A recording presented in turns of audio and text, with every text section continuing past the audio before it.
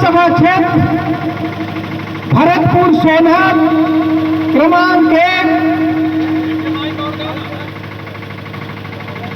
जहां पर छत्तीसगढ़ राज्य निर्वाचन 2023-24 के लिए निर्वाचन प्रणाली के आधार पर यहाँ का जो कार्यक्रम संचालित हो रहा है, हमारे बीच गोंडवाना गणतंत्र पार्टी की ओर से हमारे विधायक प्रत्याशी आदरणीय श्याम सिंह मरकाम जी, जिनके पक्ष में इस अंचल के समस्त मतदातागण और आज इस साप्ताहिक बाजार में आए हुए समस्त नागरिक बंधुओं, मेरे मातृशक्तियों, युवा साथियों, बच्चों, आज इस देश में या छत्तीसगढ़ में हम भाजपा कांग्रेस की क्या बुराई करेंगे? इनकी षड्यंत्र को पूरे देश के लोग जानते हैं, हमें कहने की जरूरत नहीं है। इसलिए साथियों, आज हमें इस प्रदेश को गोंडवाना का सरकार बनाना है, इस प्रदेश में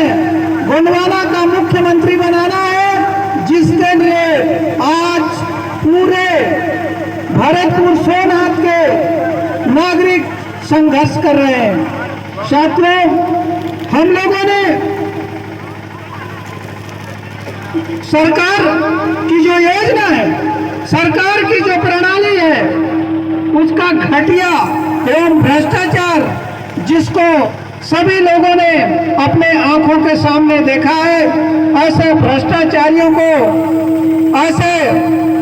शासनकर्ताओं की राज्य को समाप्त करने के लिए गोंडवाना गणतंत्र पार्टी आज आप सभी लोगों के सामने है। हम चाहेंगे कि आने वाले इस चुनाव में आप सभी लोग अधिक से अधिक मत देकर भैया श्याम सिंह मरकाम जी को विजयी बनाएंगे। और हम लोगों ने आप लोगों के हित के लिए, यहाँ के जनता के हित के लिए, या प्रदेश में हम लोगों ने अपना चुनावी घोषणा पत्र जो बहुजन समाज पार्टी के गठबंधन से गोंडवाना गणतंत्र पार्टी के साथ जो नीत करार है, जो घोषणा पत्र है, जनता के लोक हित के लिए, जनता के हितों की संवर्धन के लिए हम लोगों ने तय किया है कि कांग्रेस सरकार, ये सत्तारूढ़ कांग्रेस सरकार, जिनका घोषणा में यहाँ पे जो किसानों को धान का समर्थन मूल्य है, धान का उपज मूल्य है,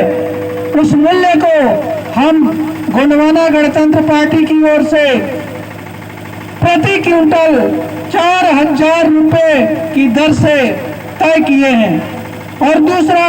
अनुसूचित जाति जनजाति एवं परंपरागत वन निवासी वन अधिकार मान्यता अधिनियम 2006, नियम 2008, नियम 2012 पूर्णतः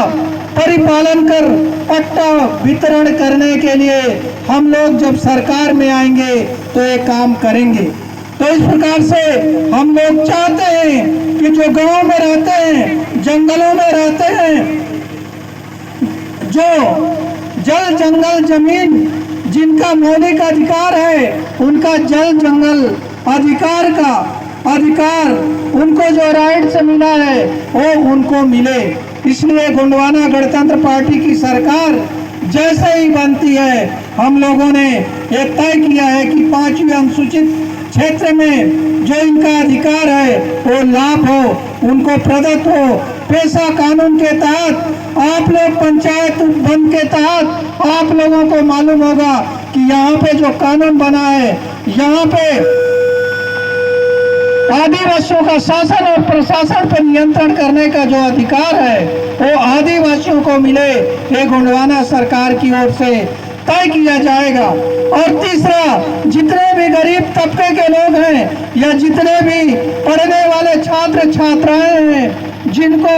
निःशुल्क प्राइमरी से लेकर हायर एजुकेशन तक यानी उच्च शिक्षा तक हम लोगों ने तय किया है कि हमारा सरकार आने पर उन्हें हम निःशुल्क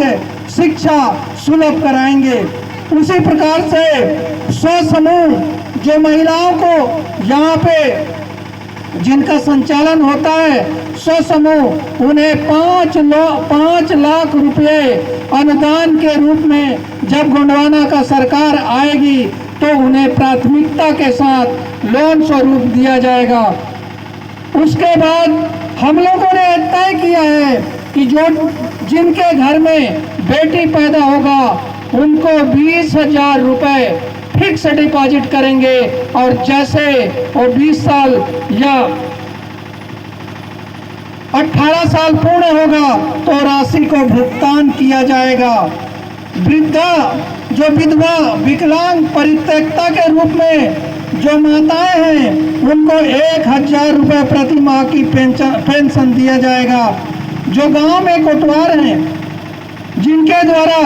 गांव की देखरेख किया जाता है उन्हें भी सरकारी कर्मचारी के रूप में मान्यता हो, ऐसी हमारी घोषणा पत्र में सरकार बनने पर हम लोग लागू करेंगे।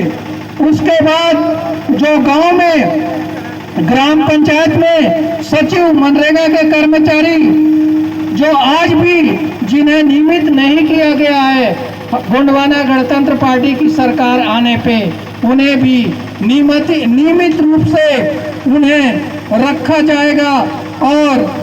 सरकारी कर्मचारी की दर्जा दिया जाएगा। इस तरीके का हम लोगों ने अपना घोषणा पत्र में तय किया है। आप लोग सभी लोग जानते हैं कि इन क्षेत्रों में जितने भी अधिवक्ता हैं, वकील हैं या जितने भी पत्रकार साथी हैं, जो चाहे प्रिंट मीडिया हो चाहे इलेक्ट्रॉनिक मीडिया हो, सबके लिए सुरक्षा बतौर कानून लाया जाए और जब कानून उनको संरक्षण मिलेगा कानून से तो निर्भीक होकर आप लोगों की जन समस्याओं को और सरकार तक पहुंचाएंगे और अपने न्यूज में अपने खबर में प्रमुखता के साथ उजागर करेंगे। तो इसलिए साथियों हम लोगों ने गोंडवाना की सरकार में ये तय किया है कि पत्रकार लोगों को भी कानून की दृष्टिकोण से सुरक्षा दिया जाएगा। वहीं एक महत्वपूर्ण बिंदु यह है कि जितने भी मतदाता हैं उनको जो मतदान देने जाते हैं उन्हें पेंशन के रूप में हमारी सरकार बनती है तो उन्हें उनके लिए हम लागू करेंगे। इस तरीके से साथियों किसानों का कर्जा माफ करिए।